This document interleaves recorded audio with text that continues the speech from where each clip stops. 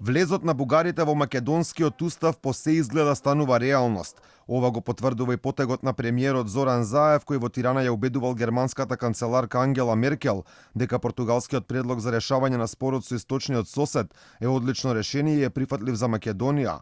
Она што е проблематично е што овој предлог веќе беше одбиен од Бугарија. Според претеничката Гордана Силјановска-Давкова, ваквите дипломатски потези ја покажуваат неспособноста на владата и Министерството за надворешни работи. Според неа Македонија и во спорот со Грција и во овој со Бугарија само прифаќа предлози од надвор.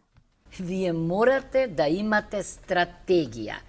Вие морате да имате варијанти, сами што сте ги направиле, а не да чекате до таа мера ние се обезличивме во заштитата на националниот интерес, што само чекаме некој однадвор да ни даде предлог. Да. Извинете, па ние само аминуваме предлози. Ние ги научивме соседите дека Со нас можат, да. дека немаме лимит.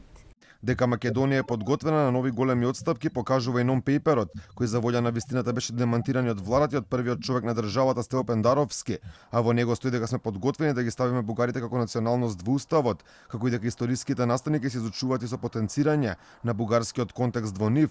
Вториот човек на ВМРО ДПМН, Александар Николовски, вели не е проблем самиот нон-пейпер, доколку постои туку проблем е ставот на премиерот Зоран Заев, искажан многу пати претходно, кој директно удира по македонските национални интереси.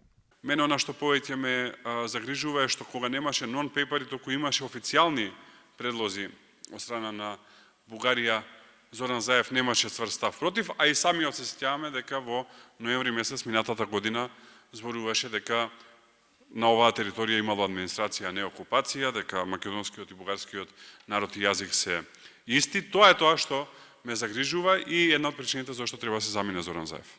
Подготвеноста за отстапки од македонска страна нормално ги зголемува апетитите кај бугарската, па сега покри само влез во уставот, се бари бугарите да бидат запишани како државотворен народ во земјава.